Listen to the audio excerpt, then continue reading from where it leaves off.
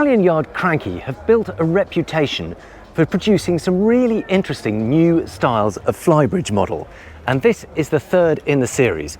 And it is called, and you're going to have to forgive my Italian accent for this, but it's called a Sessantadue, which means the 62. And you can see straight away it's pretty unusual just in terms of the colour of the gel coat. Now, it's hard to describe what it is. It's a kind of dusty pink, almost slightly mauve with a little bit of pearl in there. But straight away you think this isn't going to be your regular Flybridge. And believe me, it's not. So I'm going to show you the full thing, every single detail. My name is Hugo Andreae, you're watching Motorboat and Yachting. Let's go and take a closer look.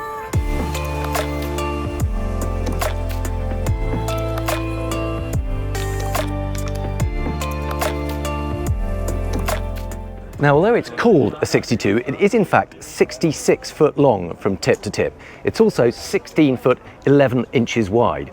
So straight away, it's actually bigger than you might imagine. Now, this huge transom door here is in fact a garage, and that opens up to reveal storage for a Williams 285 turbojet and a Seabob, one of these little Seabob water scooters. So that all stows safely under there. And we can probably show you that opening up actually. If I just hold this button, open the garage door.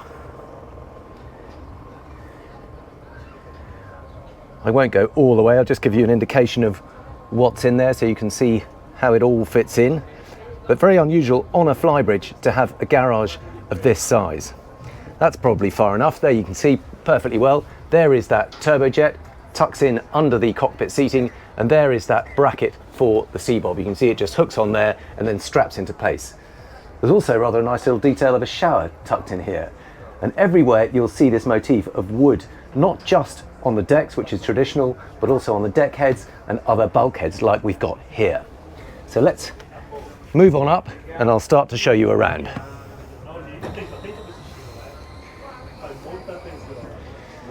So here we go, this is the cockpit area. Now I mentioned that wood theme, and look over here, straight away you can see we've got teak on the deck head as well as on the cockpit deck itself, and rather lovely inset lighting all the way around there. There's also, you can see the zip-in covers so that you can enclose this whole area. Now, as well as the wood on the floor, we've got a really thick teak table. You can see that that leaf folds out, expands, becomes a really big sociable seating / dining area. We've got teak covers even on or underneath these winches, and also a little lid for the rope tails. Teak all the way around the side decks. We'll just give you a very quick scoot around these to show you what I mean. Everywhere we go. And then a lovely little socializing area right here on the foredeck. And this is where they kind of make the details, some of the details you'll see here. Check this out.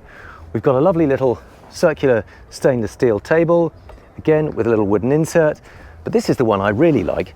It's not just the wood that adds a little touch of luxury. We've also got stainless steel cup holders, we've got a wireless phone charger, we've got a Fusion sound system, and a little fridge under there. We've also got pop-up lights, so at night or during the day, you've got lovely sort of ambient lighting. We've got carbon fibre poles to hold this sunshade, this sun canopy in place, and it all adds up to a really well thought out, nicely detailed space.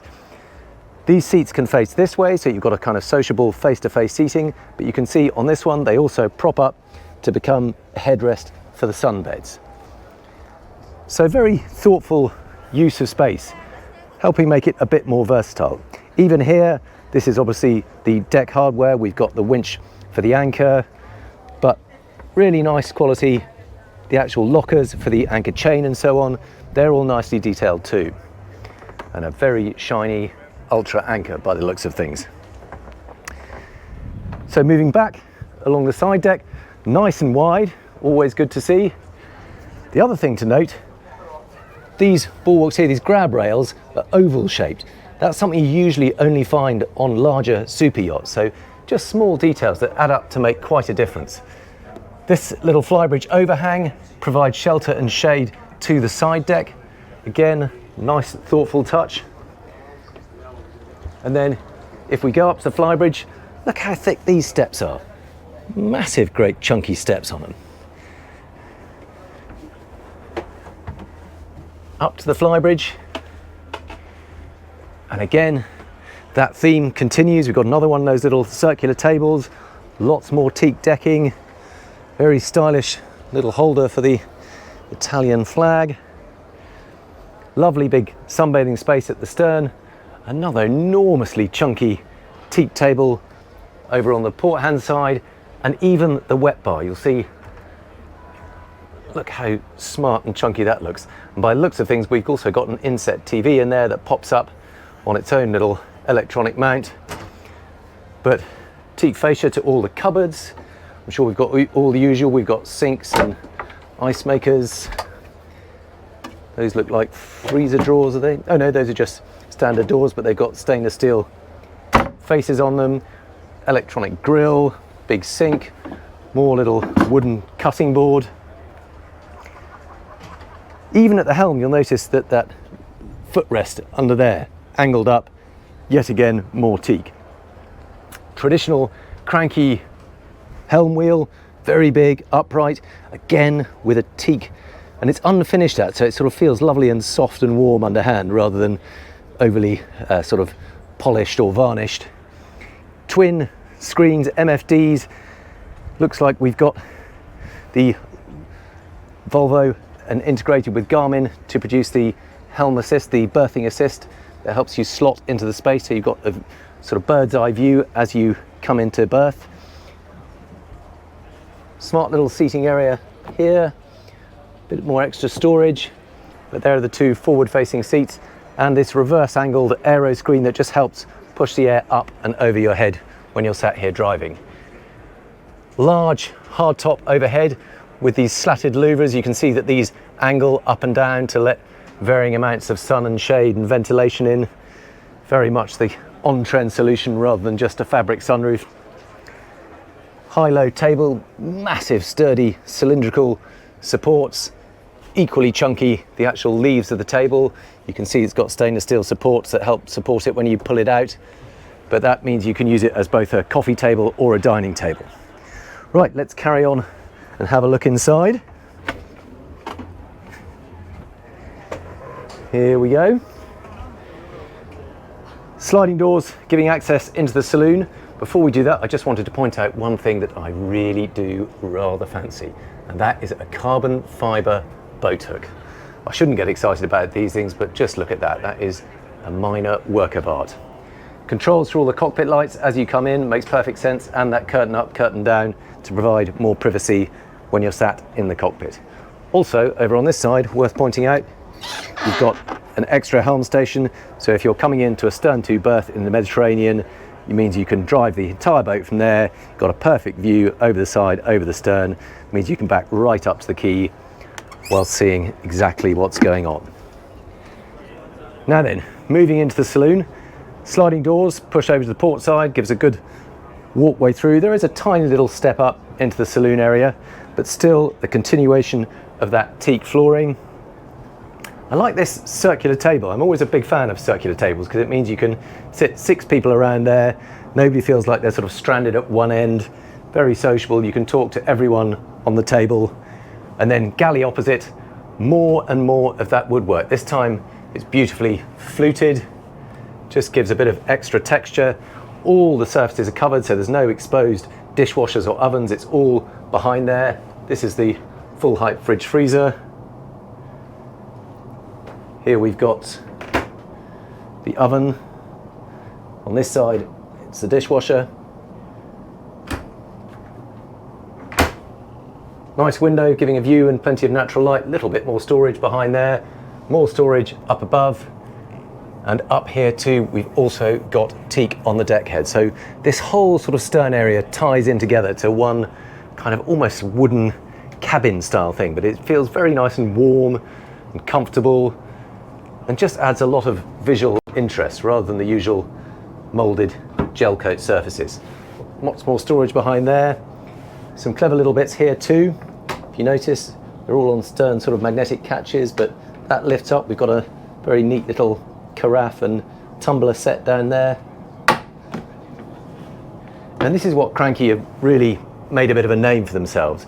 Rather than just doing the expected what everybody else does, they've really gone for it on the design front, introduced all these different colours and textures.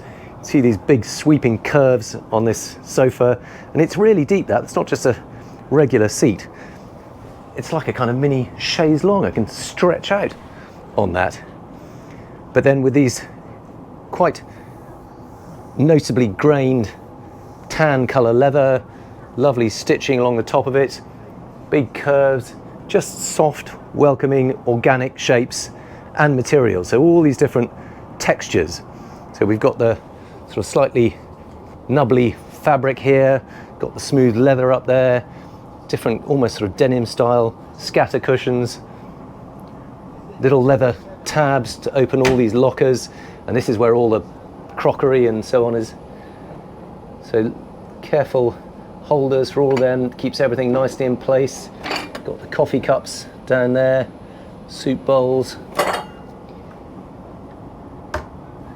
more of that very sort of pale leather, huge TV that drops down into that sideboard there. Even here we've got slightly different sort of surfacing material. It's almost like it's sort of watermarked or slightly shark skinny. Fabric blind, big Sonos soundbar up there, more inset lighting. And this is clever, it's just a way of separating the helm station from the saloon a little bit without completely cutting it off. So you've got mirrors in there, stainless steel bars, but then you can put your hand through there. It's not a total screen, it just helps provide a little bit of visual separation without making it feel like the skipper is completely cut off from the action. Another sideboard there, and here too you can see around the helm station there's just another little detail with that stainless steel band around it and yet more of the teak. Similar style helm station, that big vertical ship's wheel, couple of absolutely enormous chairs, the captain's chairs. So you can see they're fully controllable. You can adjust them for height and reach on those little electric buttons. They've got fold down footrests, really smart leather material, Cranchi logo tucked in there.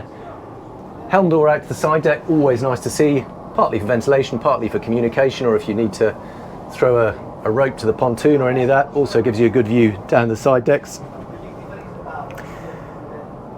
There's the controls for the twin engines, two Volvo IPS 1350s, 1,000 horsepower each, and the joystick.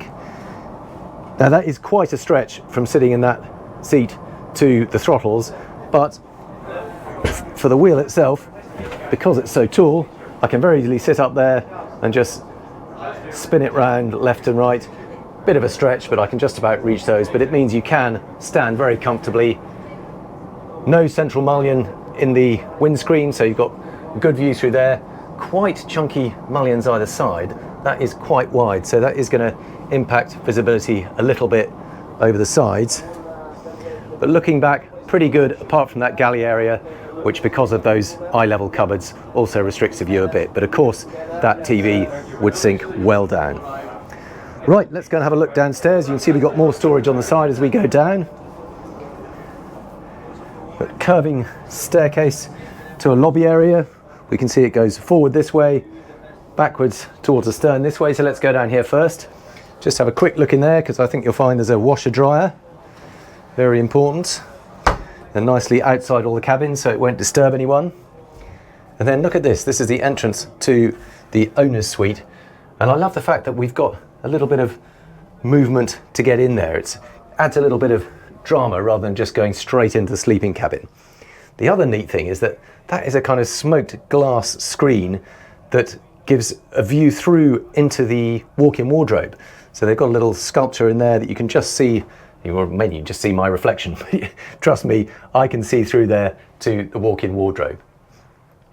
And then as you come round into the sleeping space, again, more of this lovely fluted wood surfaces, more of that tan colour leather, and another little wrap of teak around it. So everywhere you go, there's these little islands of teak that it's kind of returning motif that you find around the boat. I like this too. So the bed head wraps all the way around, not just the bed itself, but the two bedside tables. And some more nice detailing here. So it looks like a tray, but it is in fact just part of the bedside table. But you've got that stainless steel band, that lovely pale coloured leather. And it's just a very cosy, comfortable vibe. It's sort of informal and welcoming at the same time, but not, you know, there's all these soft organic curves rather than hard edges. Lots of storage over on this side. They all have these really sturdy magnetic catches. Helps keep everything closed if you are in a bit of a seaway. And here's this walk-in wardrobe I mentioned earlier. So there you can see that is that stone sculpture that we could just got a bit of a glimpse through that smoked glass. But you've got storage in there, two good lockers under there, and a hanging rail up there. But very spoiling on a 62-foot boat. Well, I suppose it's technically 66 foot, but very spoiling to have a proper walk-in wardrobe. Big TV on the bulkhead, another big hanging locker in there, couple of pull-out drawers, and a really good size ensuite bathroom too. And I love the way they've done this. We've got twin sinks here, we've got more of that lovely wood, we've got twin mirrors above them, a little linen fabric blind. Even the details like the soap dispenser have all really been thought through. On this side we've got the loo and a bidet tucked behind the door, and a really good size shower. Just give you a little bit of an idea of the space in there. Little shelf, probably not quite wide enough to sit, but plenty of space to have a nice shower in there, towel yourself off before you come out. But there we go. And then moving back into that central lobby, we're now moving forward towards the bow. On the starboard side, we've got a twin cabin. As always on this sort of size of boat, the actual individual beds are quite narrow. They're probably no more than 2.5 feet wide, but perfect for kids. We've got good standing headroom at this part of the cabin. It's only as you move forward that starts to dip a little bit, but there is plenty of headroom once you've sat down. So not really a compromise that's going to affect anyone. Decent hull windows in there. We're very close to another boat, so you don't get the idea of the amount of natural light, but you have got opening ports. Got a TV in the bulkhead there. Good size hanging locker and ensuite access to the bathroom. Now this is shared day heads, but given that this is the third cabin effectively, again, it's a surprisingly good sized bathroom. So you've got a proper shower cubicle in there, decent amount of light and space, but of course, because you have got that second door, it also acts as the day heads for the rest of the guests on the board the boat. And then forward into the VIP, and I like the way they've done this, rather than having it on this bulkhead here, again, just gives you a bit more privacy by having a sort of turn into the cabin. And as you move through here, you get a proper view of that forward VIP. Really good sized bed, properly proportioned, there's no tapering at all. Again, you've got that wraparound bed head, but not encompassing the bedside tables on this occasion. We've just got little shelves. There are a couple of steps up alongside the bed, but a really nice mix of textures and fabrics in here too. We've got that sort of grey watermark effect. We've got the gel coat finish here. We've got the linen fabric blinds, that fluted teak above the bed head, the hand stitched leather, and a big TV set in more of that textured woodwork. Another one of those leather units.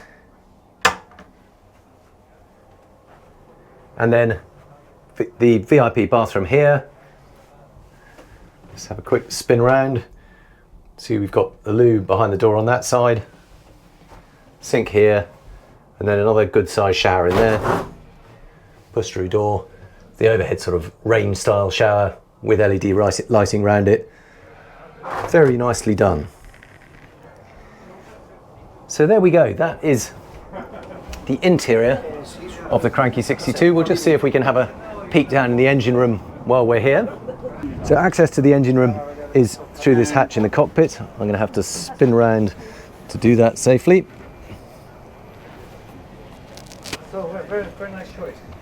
Here we go. Right. It's a bit of a drop down, it's on different levels. But once you're here, you've got full standing headroom in this forward part. And because we've got those IPS drives, it means that the engines are set quite well back within the hull. So here they are, it's the twin IPS 1350s, they're 1,000 horsepower each.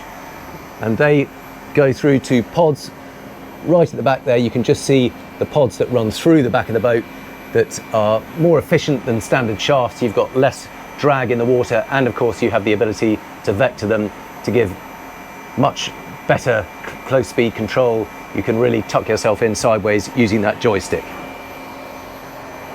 Now in front of me here we've got a Seakeeper. There's one of these gyro stabilizers set inside a vacuum dome, so that it requires less power to keep it spinning, but that will stop the boat rocking. Kohler generator on this side, fuel tanks, twin fuel tanks, got one here, you can see, with dual filters, so you can be cleaning one whilst the other is running. Always got built-in redundancy. Exactly the same setup over on this side, second fuel tank. And I always like to see a sight gauge too, so if you're not totally sure if your electronics are working, you can use the old-fashioned check. There is the level of fuel, you know it's absolutely full. Water maker down there, electronic systems, and plenty of room down the sides too. I think that is the cabling system, so you can see the shore power that stows neatly away into those two big plastic drums. So very neat layout, very well lit, and plenty of space to move around those engines. One more space to show you, and that is the crew cabin. You can see that the access is under those port side steps to the cockpit.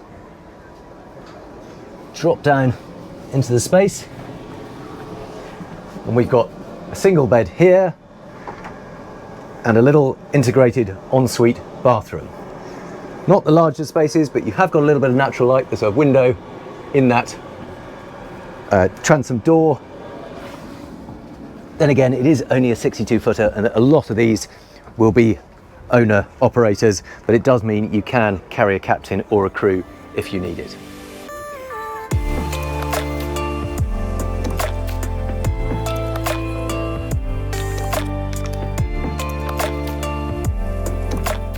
So that is the new Cranchi Sessantadue, the 62.